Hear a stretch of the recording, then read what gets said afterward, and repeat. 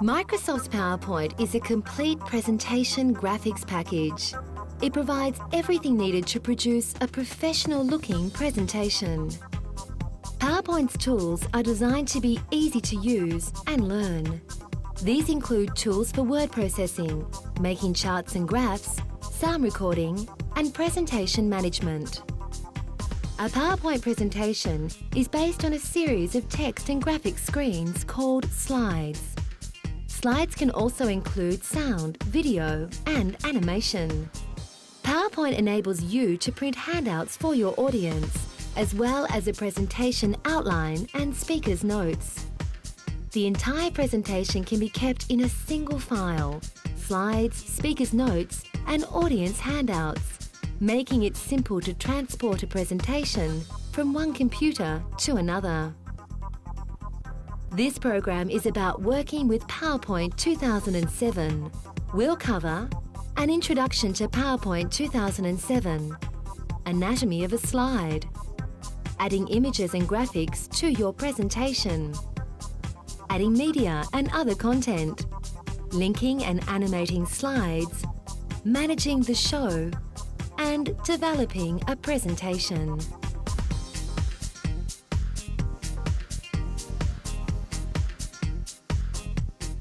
Starting PowerPoint 2007 is the same as for previous versions. That is, go down to the Start menu and browse through all programs, Microsoft Office, and select Microsoft PowerPoint 2007. If you've used this program before, you can choose the larger icon in the Start menu. The program starts as before, but the user interface is quite different. In the past, there was just a menu bar at the top of the document. This has been replaced with an area called the ribbon. The ribbon is a context-sensitive toolbar. It changes depending on what you are doing and the tools and options you might need. The ribbon contains many of the options that were accessed on previous versions by right-clicking the mouse. So to start with, let's take a closer look at the options available in the ribbon.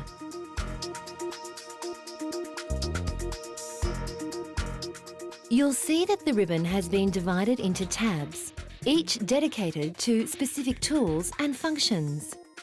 Going from left to right, we have Home, Insert, Design, Animations, Slideshow, Review, and View. The Home tab contains all the basic formatting and editing controls. It's where you can create new slides, alter the font size and colour, as well as text alignment and styles. It also contains the copy and paste tools and the drawing tools. The Insert tab is where you add tables, images and clip art, headers, footers, and other text elements, and audio-visual media. Design gives you control over the look of your slides. It features the new themes approach to design. The Animations tab is where you set up the transition from one slide to the next. You can also animate individual objects, such as images and text, as they appear on screen. Slideshow lets you manage which slides are presented and in what order. Here you can also adjust the timing of each slide and add narration. Review is where you can compare previous versions of your document or have more than one person working on the same document and be able to share changes. Review also has useful tools like spelling and grammar checks, a thesaurus, and comments. The View tab lets you choose from a number of different workspaces called presentation views, so you can work on the content of an individual slide or arrange the order of a number of slides. It also gives you access to page rulers and grid lines and gives you output options for your presentation.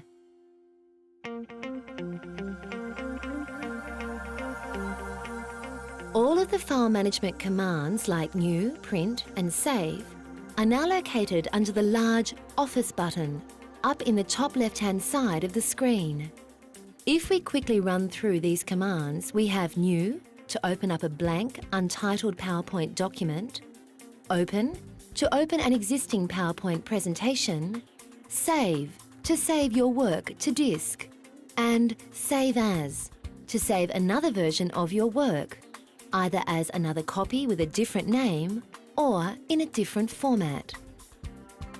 This is important in PowerPoint 2007 because PowerPoint now uses a different file format than previous versions of PowerPoint.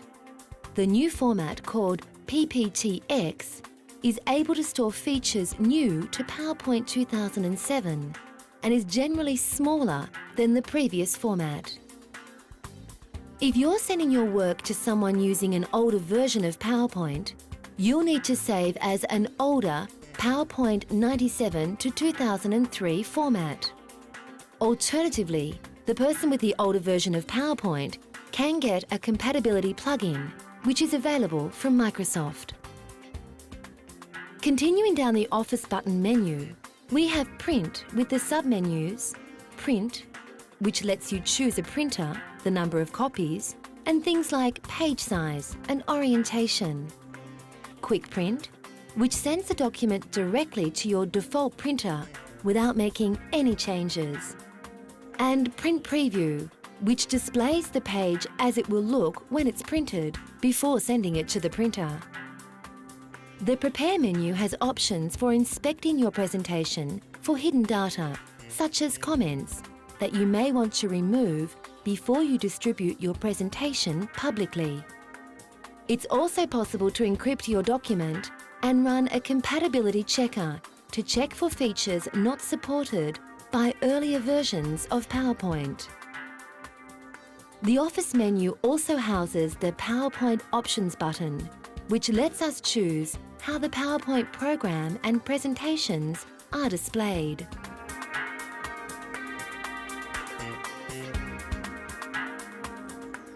There is an area just to the right of the Office button called the Quick Access Toolbar, which you can customize to contain the tools you use on a regular basis. The settings for the Quick Access Toolbar are available under this pop-down menu. For example, you might want to add the Spelling and Grammar button. Just select Spelling and Grammar from the list and the button appears in the toolbar.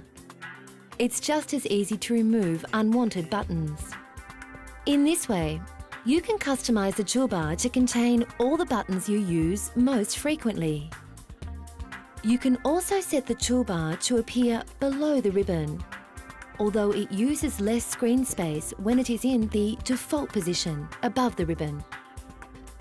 A very useful feature which is within the Quick Access Toolbar by default is the Undo and Redo option. Most will be familiar with the ability to undo an action. Almost all programs have this ability.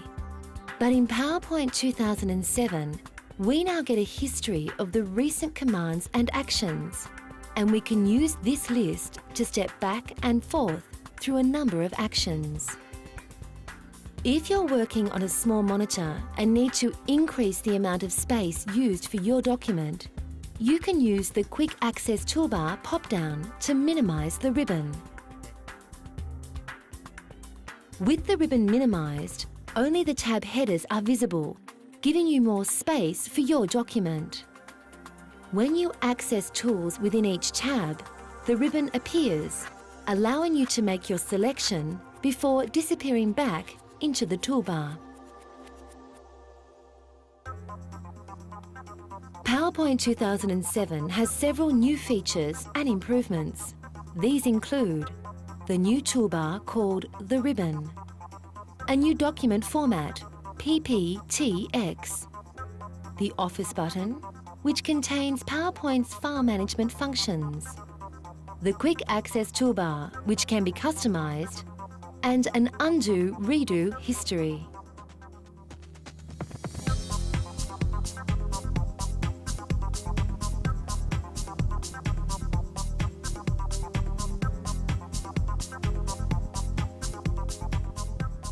A PowerPoint presentation is similar to a slideshow. Each slide can contain text, graphics, and other content. The series of slides is linked together by animated transitions. When you open PowerPoint, it starts with a blank slide with placeholders for a title and a subtitle. There is a notes area at the bottom of the screen where you can add notes about the slide. Notes are not projected, but you can print them to use as a speaking script when you are presenting to an audience. Below the notes area, you can make the work area bigger or smaller with the Zoom slider, or click the Fit to Window button to make the slide as large as possible within the window. We'll start by adding a title. Just click in the placeholder and start typing. And a subtitle too. A new feature in PowerPoint 2007 is the Live Preview option, which means that changes to text are displayed before they are applied. To see how this works, we'll select the title and choose a different font. You'll notice that as the cursor moves over the available fonts, the text changes accordingly. With the text selected, you can also alter font size. Make it bold or underlined. Change its colour. Add a shadow. Change its spacing and alignment. All the things you can do in a word processor are available here too. The placeholders can be moved around the screen by moving the cursor over the dotted edge of the box, where it changes to a movement cursor. Click and drag the placeholder to its new position. Let's choose a background for the slide. Under the Design tab, there are a number of background styles which we can apply to the presentation. You can make a custom background by clicking Format Background. In this dialog box, you can choose to use a solid fill, a gradient, or you can select Picture or Texture Fill. You can use your own picture by clicking File and choosing an image.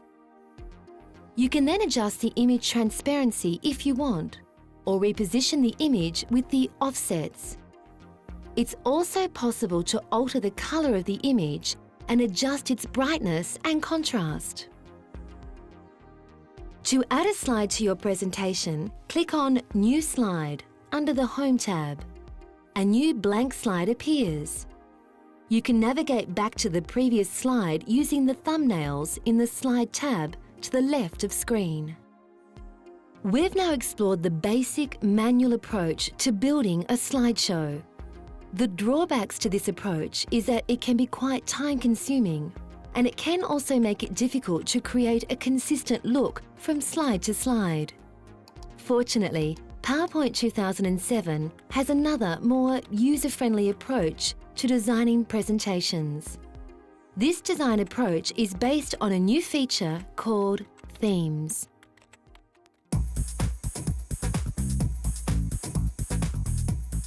The Themes gallery is found in the Design tab. Each theme defines a family of colours, fonts, and graphic effects for your presentation. They include backgrounds and layouts for your slides. There are variations on each theme, since the different elements can be combined in several different ways. If, for example, you decide on a dark background, PowerPoint will automatically select a light colour for the fonts. Themes are entirely customizable. You can choose a group of fonts from one theme and a family of colours from another. Every aspect of each slide can still be edited manually. For example, we might want to change the font used in the title, so we drop back into the Home tab, select the title, and change it. You can even build your own theme and save it for later use. There is a growing number of custom themes available from the Microsoft Office website. Themes apply right across the Microsoft Office suite of applications, so you can match the look of your PowerPoint presentation with handouts created in Word or even with an Excel spreadsheet.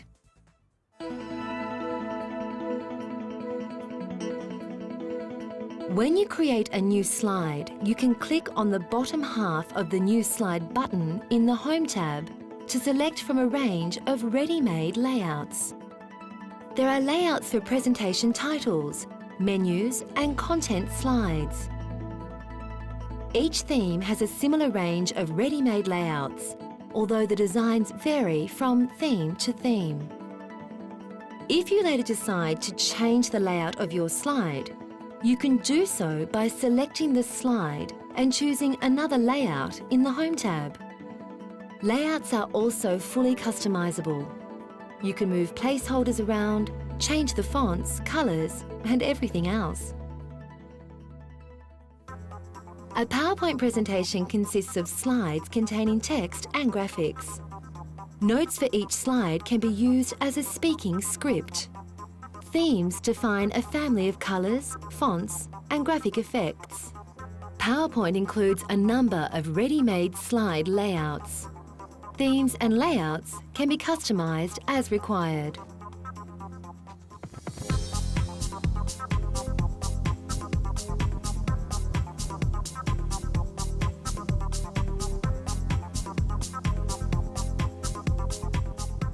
PowerPoint presentations can use a wide range of media, including pictures, clip art and shapes, smart art and charts, word art, and movie and sound clips. First, let's look at adding pictures. Some layouts already have spaces for pictures. These are indicated with small icons. For these, just click on the icon and choose your image. The image will automatically be resized and formatted to fit within the layout. To place an image on a blank slide that doesn't have an image icon, go to the Insert tab and click Picture. Select an image, and the image appears on the slide. You can then resize the image to fit your design. The round blue handles on the corners of the image are used to resize both the height and width at the same time, so the image doesn't distort. The smallest square handles on the sides will stretch the image in one direction. You can rotate the image with the green handle at the top, and you can move the image around by clicking and dragging in the center of the image. When you have an image selected, a new tab appears in the ribbon, the Picture Tools Format tab. In this tab, you have access to a wide range of image manipulation tools. You can adjust the brightness, contrast, and colour values, much as we did with the background picture in the previous chapter. Pictures can also be compressed to reduce file size. You can change a picture while keeping the effects that have been applied. Or you can reset a picture to discard all the changes you have made and start afresh.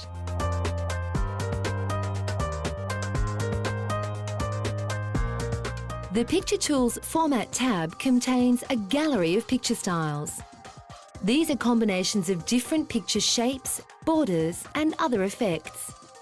It's possible to adjust all those elements individually using the buttons to the right of the gallery. You can change the shape of the image, apply a border, adjust the size of the border, and change its style. A huge range of effects can be applied. There are a number of presets, or you can create your own by exploring all the variations of shadows, reflections, glows, edge softness, bevel, and 3D rotation settings. You can have a lot of fun experimenting with all these effects, but it can be easy to get carried away. You will often get a much better overall design by keeping things simple.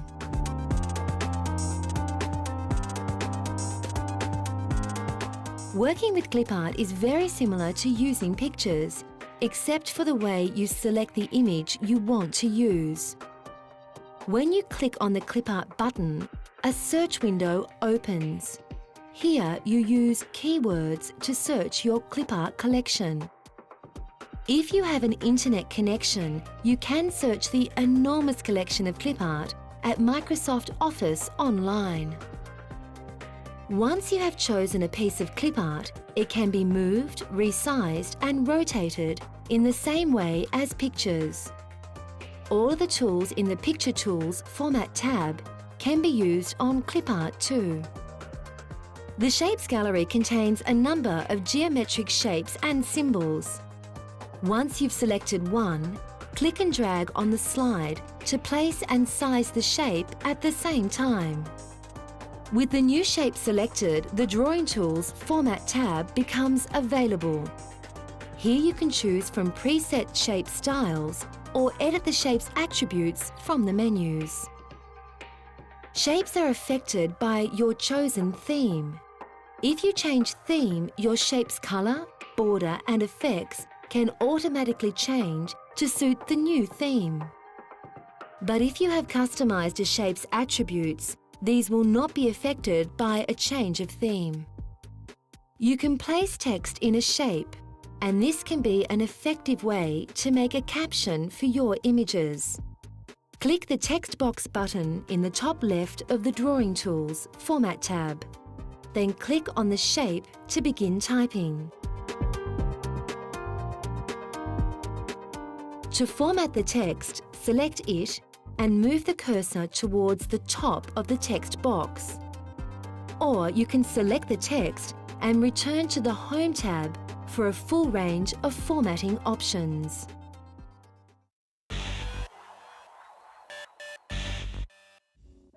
Smart Art is a new tool for creating diagrams such as lists and flowcharts.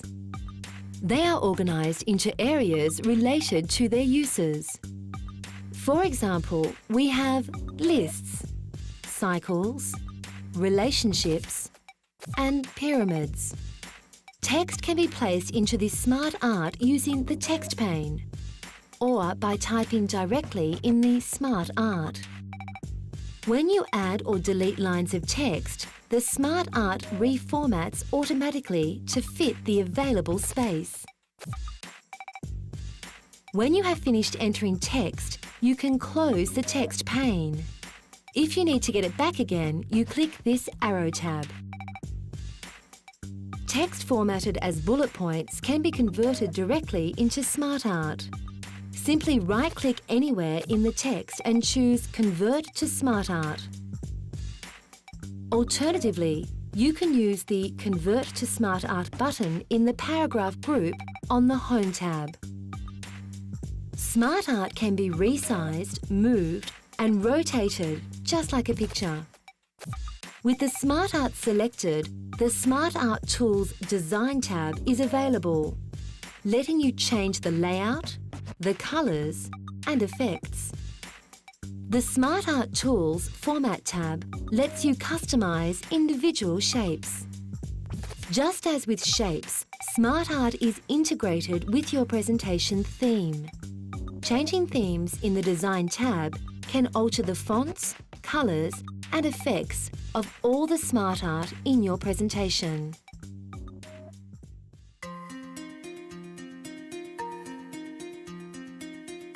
Charts and graphs are designed for visualising numerical information.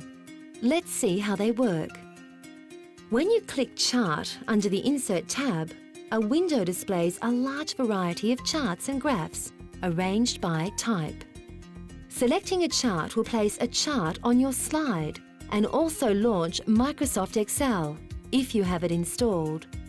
If not, Microsoft Graph will open. In either case, you can enter numerical data in the spreadsheet and your PowerPoint chart will update automatically. Alternatively, you can paste a chart directly from Excel into PowerPoint. PowerPoint has the same chart layout tools that are available in Excel, allowing you to label your chart, format axes and grid lines, and alter the background. Charts can be designed and formatted much like Smart Art, and their colours, fonts and effects are integrated with your presentation theme.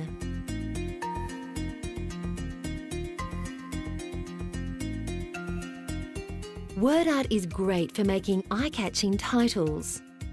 Under the Insert tab, click on the Word Art button to view a range of styles consistent with your current theme. Having chosen a style and typed the text, you can move the placeholder around by moving the cursor over the edge of the box, or align it using the tools in the Arrange group of the Drawing Tools Format tab. The same range of tools and effects are available as those used to work with images. And of course, you can also change the font like any other piece of text. The possible variations are virtually endless. The word art text can also be edited, and once again, unless you've chosen to customize the word art, its colours, font and effects will automatically adjust to a change of theme. PowerPoint presentations can include a wide range of images and shapes, smart art diagrams, charts and word art. Picture styles are combinations of image shape, border and a huge variety of effects. Smart art is a new tool for creating diagrams. Charts and graphs are used for visualizing numerical data and are integrated with Microsoft Excel. Word art, smart art, shapes and charts all reflect the chosen document theme.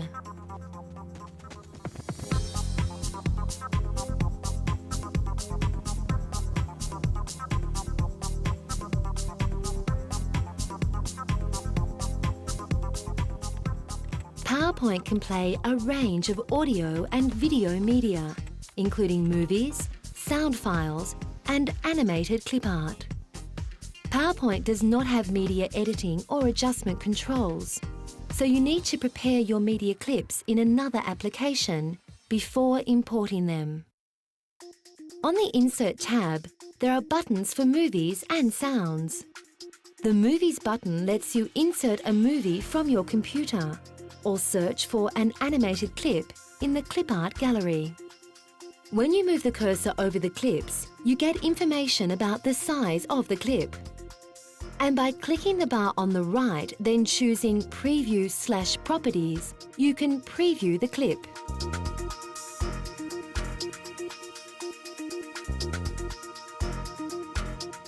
To insert a movie, locate the file and click OK. Unlike images, media files are only linked to your presentation, not embedded in it and saved with it. It's generally a good idea to copy your movie file into the same folder as your presentation before you import it, so you don't have problems with links if you change computers. Choose whether you want the movie to start playing automatically when you navigate to that slide, or if you want it to wait until clicked. But you can change this later on the Movie Tools Options tab. With a movie clip on your slide, you can test it by clicking the Slideshow tab and choosing From Current Slide. Click the movie to start it. You can pause and resume the movie by clicking on it. As with other content, there's a set of tools for adjusting movies. You can resize your movie and add a frame in the Picture Tools Format tab. In the Movie Tools Options tab, you can preview the clip, adjust the volume, change whether the clip begins playing automatically or when clicked, and if you want the clip to play across slides. This means the movie will keep playing when you click to the next slide. That can be a useful option if you want to display different titles and diagrams as the movie plays.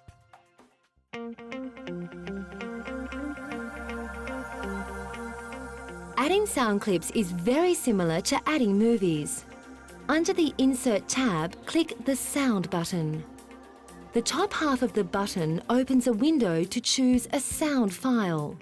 The bottom half of the button gives you the option to open a sound from the clip organizer, play a track from a CD, or record your own sound if you have a microphone connected.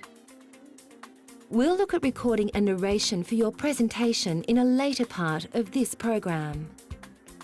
The sound file will appear on the slide as a yellow speaker icon in the centre of the slide, but you can position it wherever you want.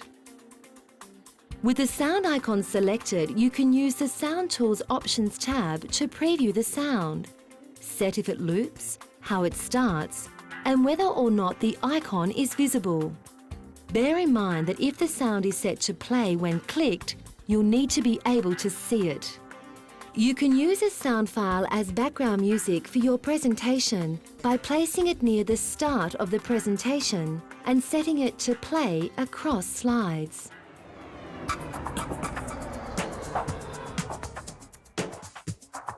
The only thing left to add to your presentation is the text. You would have noticed that most of the slide layouts include placeholders with text areas already included. The Insert tab contains a group of additional text tools. The text box button lets you click and drag to make a text area on your slide.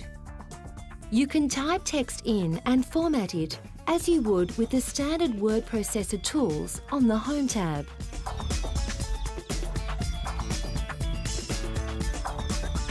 You can also paste text in from another program like Microsoft Word.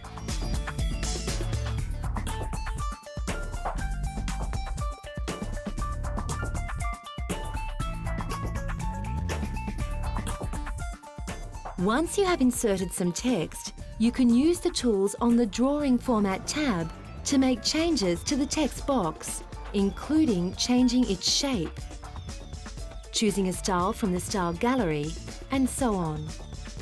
The text box is a shape, just like those we looked at earlier. You can add a header or footer to your presentation, as well as the date and time, and number each slide. These three buttons all open the same window. You can enter a set date and time, or one that automatically updates. You can have the slide number displayed and type in the text for a footnote. These settings can be applied to just this slide, to all slides, or to all except the title slide. Once entered, the date, footer and slide number can be formatted like regular text using the tools in the Home tab. PowerPoint can play movies, sound files and animated clip art. Unlike images, media files are not embedded in your presentation. It's a good idea to save the files in the same folder as your presentation. Sound clips can include sound files on your computer, on a CD, or you can record your own. Text boxes can be formatted like shapes. You can also include a header or footer, the date, and slide numbers.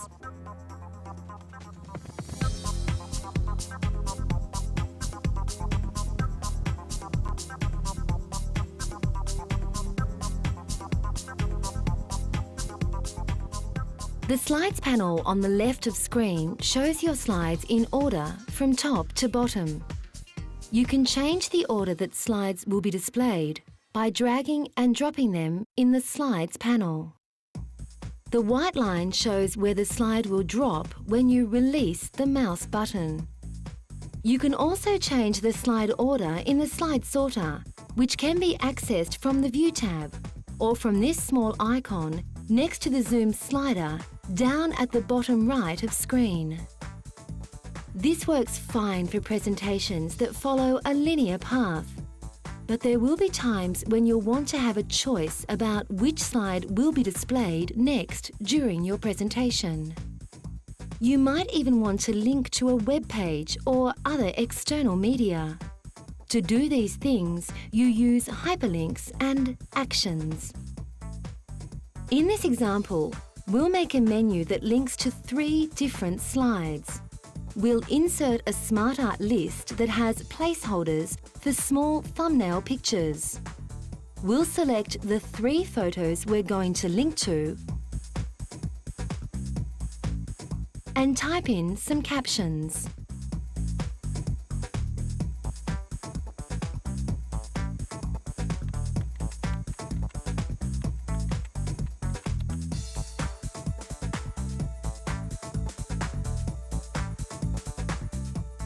Now we'll make the 3 slides that the list will link to. For each page, we'll insert a new slide using the title and content layout. Then use the image icon to choose our photos, change the title and center it.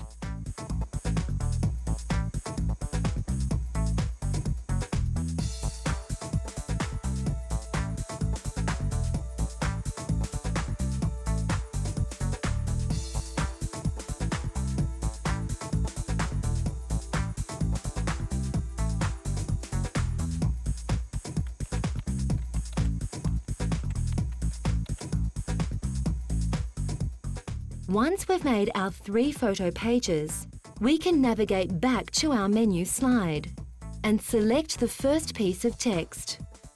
We will make this the link. In the Insert tab, there are 2 options for links. Hyperlinks can link to other slides, to web pages, email addresses, and even other applications or media outside the PowerPoint environment. The Action button also lets us do all these things and also has other capabilities, such as playing a sound to accompany the action. We can set whether the action happens when the link is clicked or when the mouse moves over the link. We'll add a hyperlink to our menu text. In the dialog box, we check that we're linking to a place in this document. Then we scroll down the list to choose Photo 1. Click OK, and the link is now underlined and coloured to indicate it's a hyperlink, just like on a website. We'll repeat the process for the other 2 links.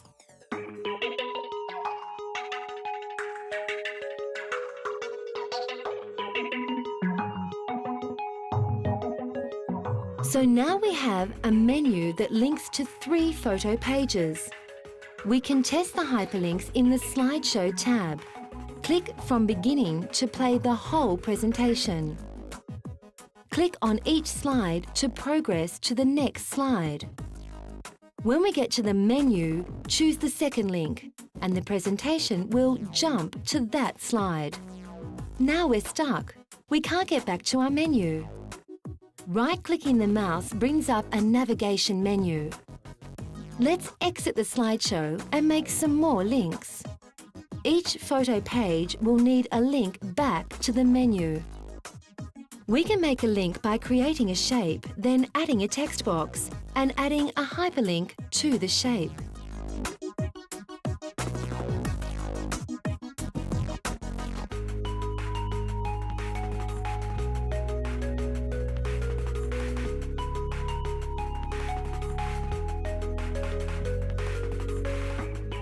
An alternative is to use the action buttons at the bottom of the Shapes gallery. These are already set up to perform common actions, such as navigating through a presentation. You could even use word art to create the button and place the link on the word art text or the text box.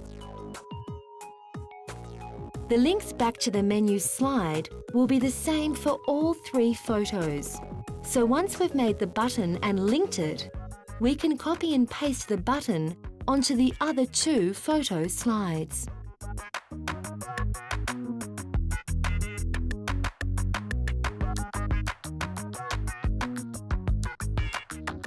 The Animations tab is where you can apply transitions from one slide to the next.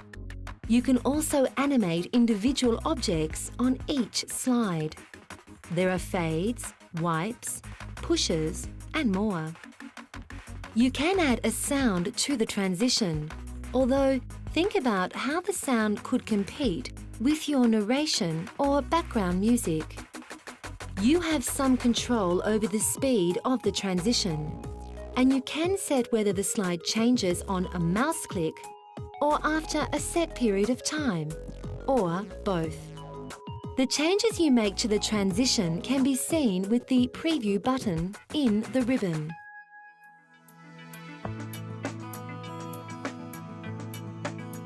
You can also animate items within a slide. If you select a shape, an image or a text box, you can use the Animate menu to set it to fade, wipe, or fly in. This relates to how the image will first appear on the slide. If you choose by first level paragraph, bullet points will appear one by one. You can also access a lot more options by choosing Custom Animation, which opens the Custom Animation pane. Start by clicking Add Effect and then choose what type of effect you want. If you click More Effects at the bottom of the main menu, you'll be able to preview the effects before applying them. There are a lot of different types of effects. The best way to see what they do is to experiment with them.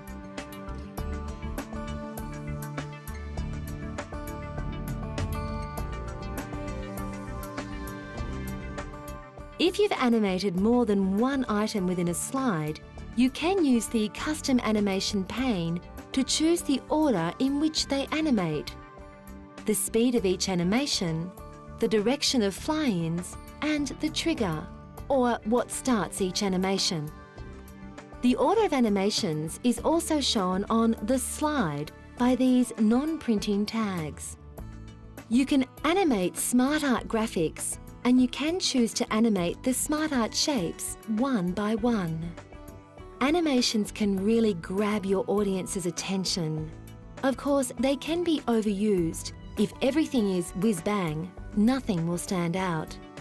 But animations can be very useful to control the flow of information in a slide and to emphasize important points. The order of slides can be changed in the Slides panel and in the Slides Sorter view. Hyperlinks and actions can link to slides, web pages, email addresses, and external media. Action buttons contain common actions such as document navigation. You can animate the transition between slides and the content on a slide. The Custom Animation pane has controls for fine-tuning animations.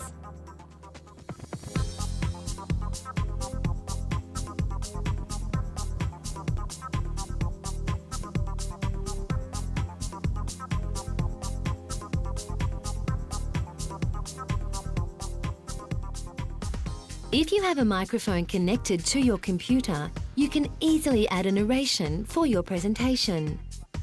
In the Slideshow tab, click Record Narration. You can set the recording level and change the sound quality before you start recording. When you're ready, click OK. Then first slide to start recording from the beginning of your presentation. As you read through your narration, click each slide to progress to the next. When you're finished, the timings for each slide can be saved for use in your presentation, so you know the narration will fit perfectly. You also have the option to rehearse timings. This follows the same process, but without recording your speech. Rehearsing timings can be useful if you have a limited time to give your presentation, or if you want your presentation to run itself without any user intervention during an exhibition, for example.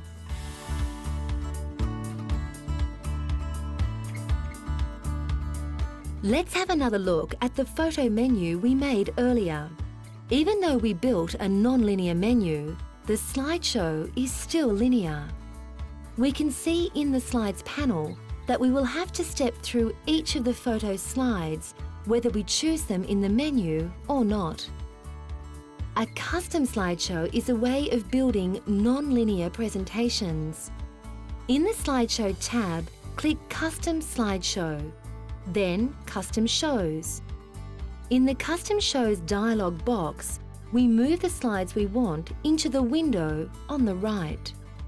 We'll move the title slide and the menu slide into the custom show. Then we'll skip the 3 photo slides. We'll select all the slides after the photos and move them into the custom show.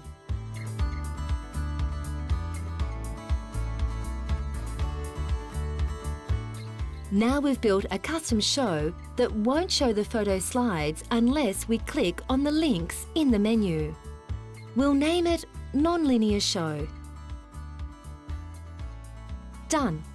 Notice that our 3 photo slides haven't disappeared from the Slides panel.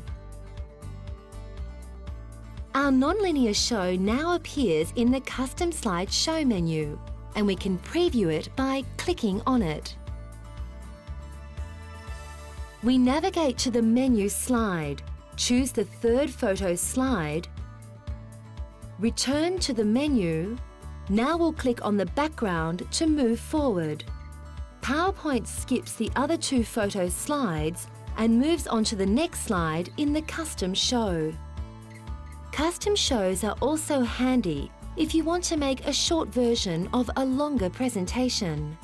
Simply select the slides you want in the short version, name it, and in future you can choose to play either the short version or the standard version of your presentation.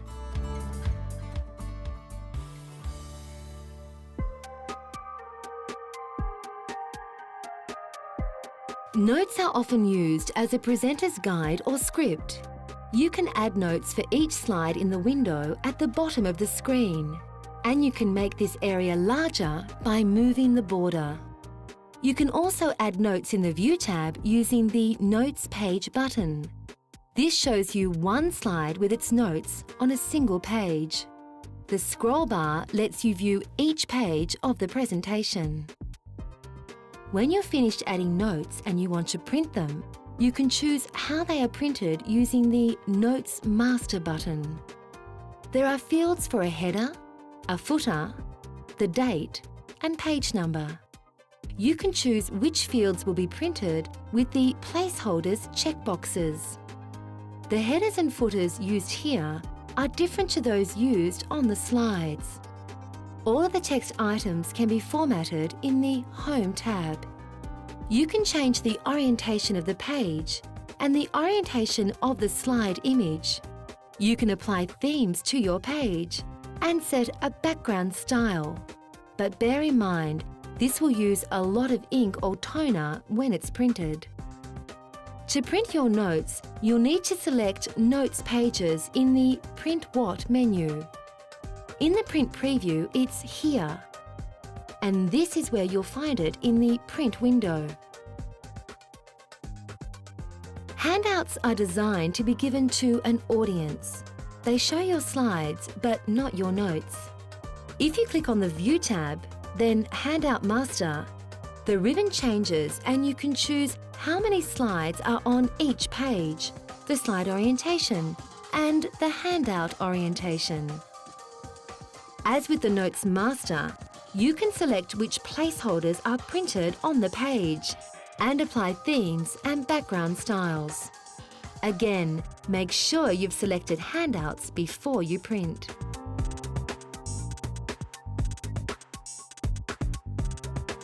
When you come to show your presentation, there are some choices as to how it will be displayed. Under the Slideshow tab, click on the Set Up Slideshow button to open the Setup Show dialog. Here you can choose Presented by Speaker, which shows the presentation full screen. Browsed by an individual, which shows the presentation in a window. Or Browsed at a kiosk, which shows the presentation full screen, but prevents the slides being advanced by the user clicking on the background. Action buttons come in handy if you want the user to be able to navigate the presentation. Or if you want your show to run automatically, you can use the Rehearse Timings option. You also have the option of looping the presentation and playing it without the narration or animations. When you save your presentation, it is saved as a PPTX file, or PPT if you save as the older file format. If you are planning on distributing the presentation, you can save it as a PowerPoint show using the Save As function. This creates a presentation that always opens in a slideshow view ready to play. PowerPoint allows you to record a narration and rehearse timings for your show. Custom slideshows are useful for creating non-linear presentations and different versions of presentations. Slide notes and audience handouts can be formatted and printed with a header and footer, page numbers, and the date. There are several choices as to how your presentation will be displayed, including full screen and kiosk mode. The PowerPoint show format always opens in slideshow view.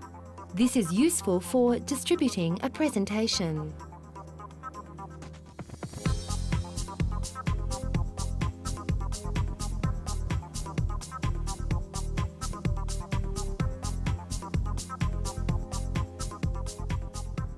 Now that we've gone over the tools and features in PowerPoint, you can start planning your own PowerPoint presentation.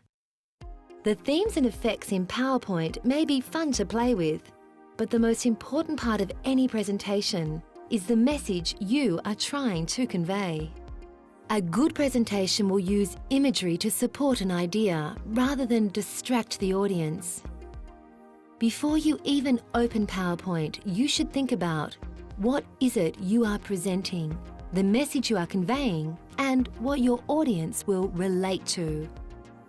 It's generally more efficient to plan your content first, then build your presentation using one of these supplied themes.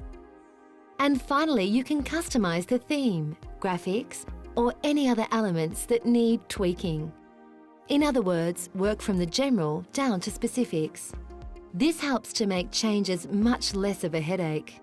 You don't want to spend hours customizing colours and tweaking an animation, only to find you don't use any of it in the end. Naturally, you'll want to play with the fancy effects that are available in PowerPoint. But once you've got that out of your system, remember two things for creating effective, involving presentations. The age-old maxim: less is more. When developing a presentation, consider the message you are conveying and what your audience will relate to. An efficient workflow starts with the general and ends with the specifics. Begin by planning, then construction, and finally, customizing graphics and effects. It's usually true that less is more.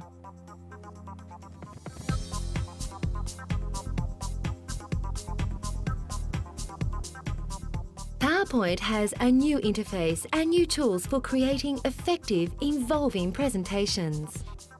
In this program, we've looked at using themes and layouts, adding content to your slides, including images, graphics such as smart art, charts and word art, and audio-visual content such as movies and sounds.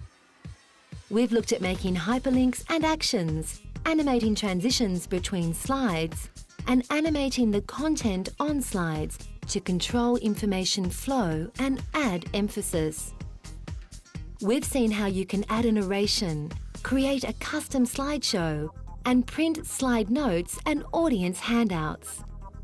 PowerPoint has an enormous range of effects and tools to improve the look of your show and increase audience involvement. But as with any media presentation, in PowerPoint, content is king. The most important part of any presentation is the message you are trying to convey.